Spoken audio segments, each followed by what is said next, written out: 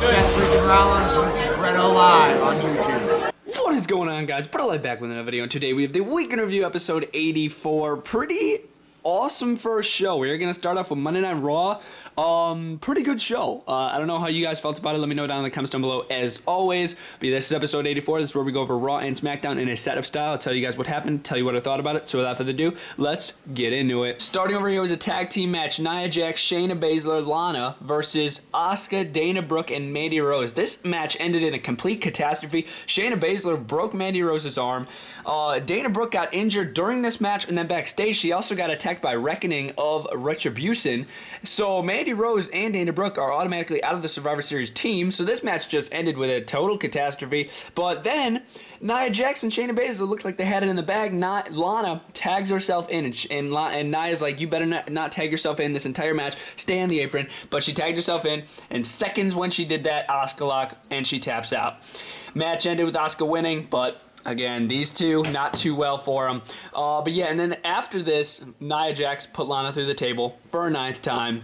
Not a bad moment, pretty repetitive, not gonna lie, but since Mandy Rose and Danabrook did get taken out of the Survivor Series team, they replaced them with Lacey Evans and Peyton Royce, which I think is pretty interesting and pretty cool. Moving over here was Braun Strowman, Sheamus, Matt Riddle, and Keith Lee in an 8-man tag team match against Retribution, besides Reckoning. Not a half-bad tag team match at all. In the end, this team could just not get on the same page. They were tagging each other in purposely and like, okay, I want to get this victory, and then it ended with an all-out battle.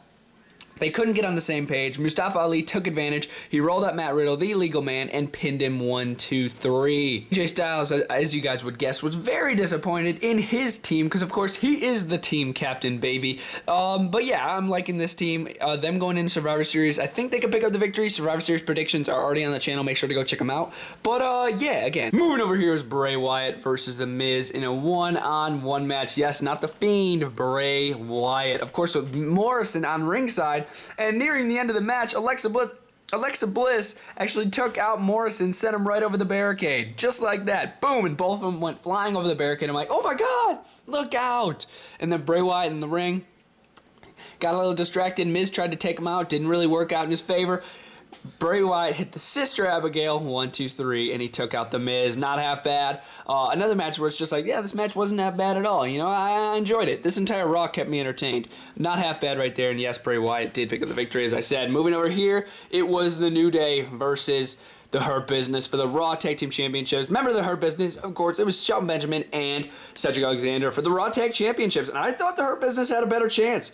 But no, in the end, New Day did retain the Raw Tag Team Championships. Xavier Woods flew off the top rope as Kofi Kingston held him just like this, and then boom, brand new finisher formed right there. And then they took out Cedric Alexander. Not a half-bad tag match at all. And New Day is going to be facing Street Profits at Survivor Series, so that's not bad at all, as I said. Moving to the main event of the show, it was Drew McIntyre versus Randy Orton for the WWE Championship. And dude, let me just talk about this entrance. Look at that. Drew McIntyre came out with a freaking sword, and that is what I've been wanting him to come out with, which is absolutely crazy. But yeah, he came out with a friggin' sword, a kilt that he got from Sheamus. So I think after Survivor Series, Sheamus is going to want an opportunity at the title. If Drew lost this match, then I would be like, okay, they're probably going to do a tag team with Drew and Sheamus. But no, since he won the WWE Championship, I think it's going to be a rivalry between Drew McIntyre and Sheamus, which is pretty cool. But yes, I already kind of spoiled it. Drew McIntyre did win the WWE Championship against Randy Orton. Very shocked. When he pinned him, he hit that Claymore, he pinned him. I'm like, oh my gosh, no way. No way Randy Orton just lost that. But yeah, Randy Orton is no longer the WWE Champion. Still a 14-time champ, but no longer the WWE Champion. Hit that Claymore kick. Also, he did hit a Future Shock DDT. I've never set it up before, so I'm like, you know what? Let's do it. Boom. But yeah, he did the Claymore and then picked up the victory. So Drew is going to be facing Roman at Survivor Series. So that is awesome. I am a big fan of that. I did want to see Randy versus Roman, but I feel like we've seen that before. So yeah, Drew McIntyre versus Roman Reigns, which is another match that we've seen before, but now with the new Tribal Chief gimmick and an updated Drew look.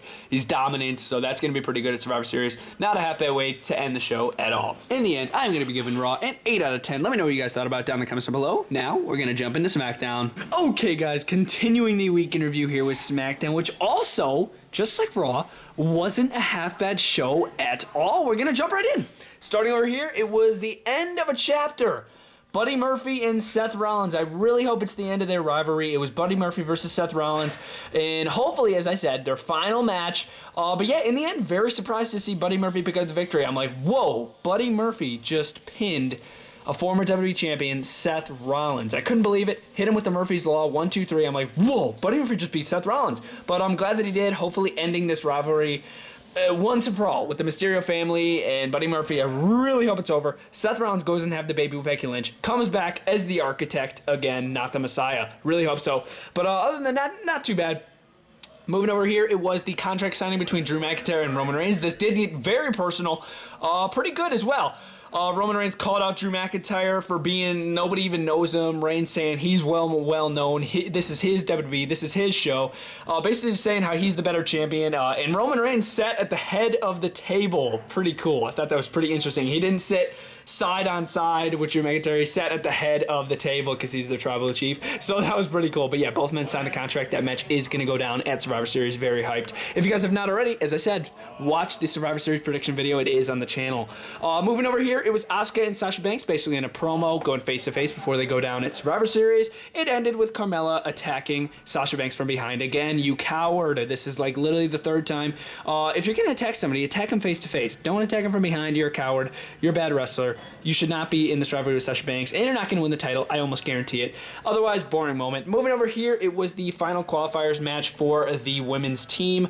Bayley was automatically put on the team by Adam Pearce, but Natalya had to work her way onto the team. It was Natalya versus Tamina Snuka, and then Natalya picked up the victory, obviously, and then so this is going to be the final women's team for Smackdown for Survivor Series, and I think it looks pretty good. As I said in the prediction video, I think Bianca Belair is going to be the sole survivor and pick up the victory for the entire team. I think that would be awesome as well. Otherwise, not really the best match between Tamina and Natalya.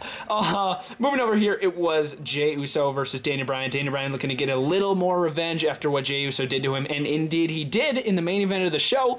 Danny Bryant actually picked up the victory. A little shocked. He got him in like a weird pinning predicament, and then he was able to pick up the victory over Jey Uso. And I'm glad that Danny Bryan got a little bit of revenge because Jey Uso beat the crap out of him a couple of Smackdowns ago. So I'm glad he was able to get some revenge here and not have a bad main event. Moving over here, it was a promo in the beginning of the show with Dolph Ziggler, Robert Roode, Baron Corbin, Sami Zayn, and The New Day, and then it was also the Street Profits, and it led to an 8-man tag team match where The New Day and the Street Profits teamed up, and they're going to be going up against each other at Survivor Series. So I thought that was pretty interesting, and ended with Montez Ford doing his 15-foot frog splash off the top rope, dropping right down on top of, was it Dolph Ziggler, or was it Robert Roode, or was it Sami Zayn? I forgot. No, it was Sami Zayn. It was Sami Zayn. But yeah.